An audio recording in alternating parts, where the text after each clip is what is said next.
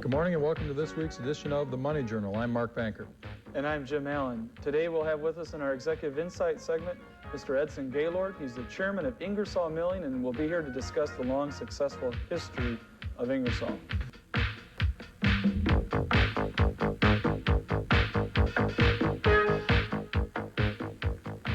Welcome back. We're proud to have with us this morning Mr. Edson Gaylord. He's the chairman of Ingersoll Milling and Machine. Mr. Gaylord, thanks for being with us this morning. Why don't we just start out and give a little history of the company? It's probably one of the oldest companies, if not the oldest company here in Rockford. The company was started by Winthrop Ingersoll, who was my grandfather on my mother's side of the family. He started in Cleveland in 1887, but moved to Rockford in 1891, I think it was.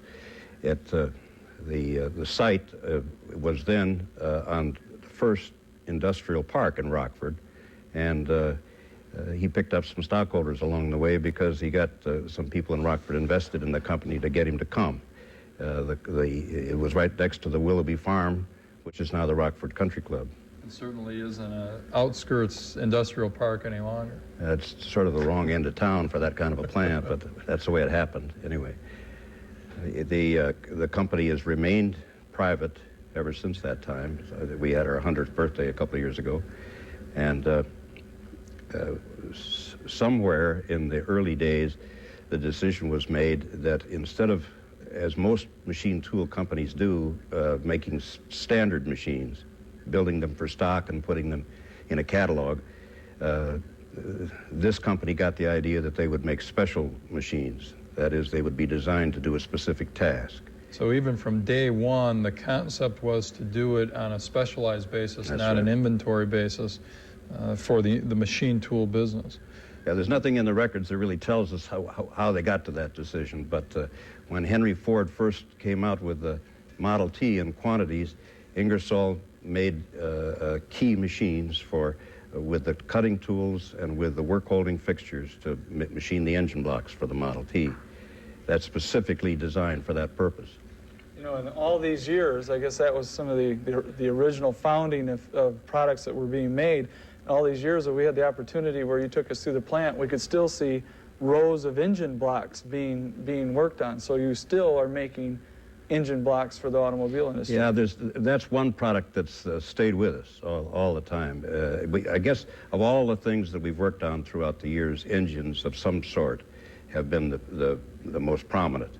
The engines for diesel engines, locomotive engines, airplane engines, but there's also a lot of products that we worked on, as you can imagine, in the early days that are no longer around. Mm-hmm.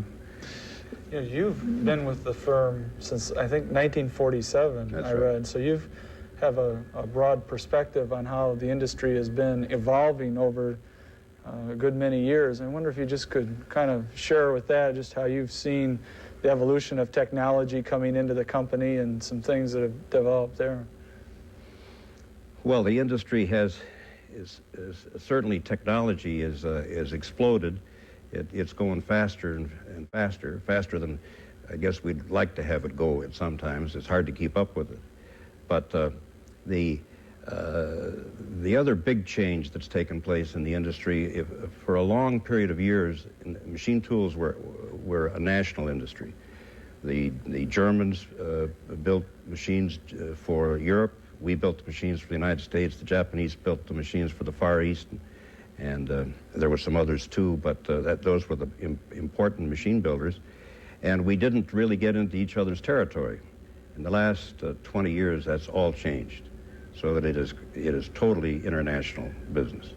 I think when we walked through the plant, I showed you a big machine for Japan, Hitachi, that we're making, and another very large one for Argentina, and in that case, we competed with the Germans. That's one big change. Mm-hmm. The machine tool industry is such a huge industry. How does Ingersoll fit in that spectrum? Well, it isn't so large. We're not a very large company. We have about, I think in Rockford we have 2,300 employees, and in Europe we have about the same number. And yet we're in the top 6 probably in the world. So it's not made up of large companies. The spectrum, one of the things that's happened in the United States recently is that the number of people building machines has diminished greatly. There's probably only half of the machine tool builders left in the United States compared with 15 years ago. When we walked through the plant, one of the things that really caught my eye was the fact that you're building complete systems today versus that probably wasn't the case a number of years ago. That's another big change. In ways, it's sort of an uncomfortable change because we used to have quite a few customers and they would come in and buy machines periodically.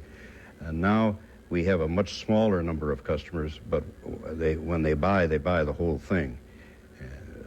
For instance, I think I showed you the beginnings of a Ford engine line that we're building that is going to be installed in Bridgend, Wales. That machine is capable of producing 750,000 engines a year, and the whole system will take us about 2 years to deliver and install.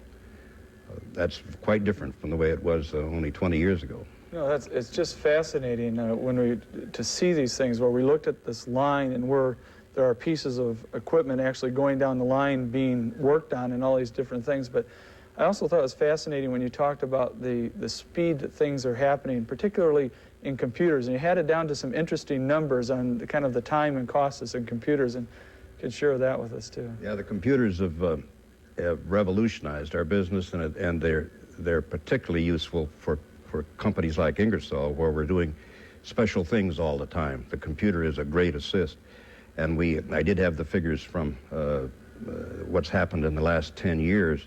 We had in 1980. We thought we had a very big computer. In fact, it was, I think, as large as most other computers in this part of the state. And we could make, with that computer, we could handle 930,000 instructions a second. A pretty good sized machine. And it cost us, I believe, $700 an hour to run that computer. Now we have a computer that can make 42 million calculations a second. It costs $28 to do the same calculations in 80 seconds that we did before. That is truly technology. What's happened is that we have no drawing boards anymore. All of the engineers at Ingersoll are designing direct online with the mainframe computer, and all the technical data is stored in the computer in the form of equations. And then, of course, we bring all that data out into our factory to run the machines and actually make the machines. You know, earlier you made a comment about the fact that when someone looks at one of these big machines that had to be created by an MIT graduate from somewhere, but that's really not the case. Yeah, I hear people say that quite often when they go through the shop, and of course the machines look more complicated to the uninitiated, but they say, where'd you get all this technology? Do you have a whole bunch of Caltech graduates or MIT people in port? And the answer is that it was done right here in Rockford, Illinois, with Rockford people over 100 years. We've had a company that's grown gradually and not steadily by any means. It had its ups and downs, but a group of people that have worked together without interruption. We haven't been fighting with each other. We've been trying to beat the competition all that time, and some pretty remarkable things come from a company like that. Mr. Gaylord, how do you feel about the competition from Japan and then the weeding out in the machine tool industry and all that? Has that been healthy in the terms of more productivity developing, or? I don't know whether it's hard to answer that question. I guess I'd much rather have had it happen with American machine tool builders, but the Japanese did the kind of thing that we've done at Ingersoll. Their companies got together and in a very cooperative way, trying always to improve, and they became very, very efficient. Now, what they've done mostly, they haven't gotten into our end of the business nearly as much as they have the small standard stock machines, particularly ones with a lot of electronics. And they've really taken over that business in the United States, and they've made a pretty big dent in Europe as well. Mr. Gaylord, one of the negatives to your industry is the obvious cyclical nature of the industry. How does Ingersoll survive in that environment? Well, we suffer the cycles just as much as anybody. In fact, probably because of the nature of the machines we make, we probably get it worse than some people do. But we are private and very closely held, and the people that own the stock in the company are experienced with this kind of business. They are patient when we get into those times. They know that there are times when we really can't do anything about business conditions. Other companies that have their stock is widely held and traded on stock markets, it's very hard for them to convey to all those stockholders what they're going through. Sometimes there's pressure put on stock market company management that makes them make short-term decisions. For short-term earning results versus longer term. Sometimes you can't make money in this business. You might as well not try. I mean, you try to lose as little as you can. That's what it boils down to. And the people that own, it's a big advantage to have a small number of people owning the company who understand that that's part of the investment they've got. Yeah, and due to the technical nature of what you're doing, you're able to, you can't just cut your staff, if you will. You need to keep those people because of the nature of developing a product in reaction to your services.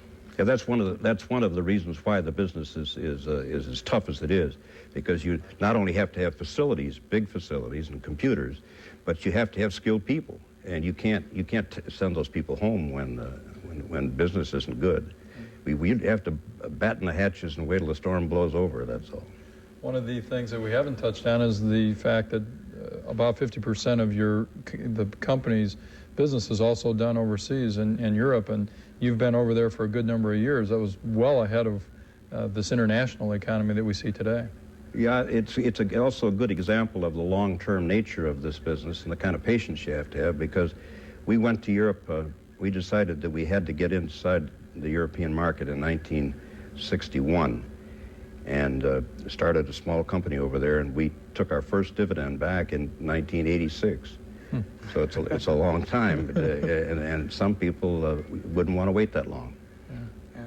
But we now have we have approximately half the company over there now. One final question before we wrap up here. You've had such a long, successful record. Is there any one ingredient that's been the key to the success for Ingersoll over all these almost 100 years? Well, I think it's people. It's always people. And I think it's a group of people that have gotten together to work together and with a common objective is the answer to it. And that's what's happened at Ingersoll over these years. And some good management thrown in there too. So that's Mr. Gaylord, thank you very much for joining Mark and I.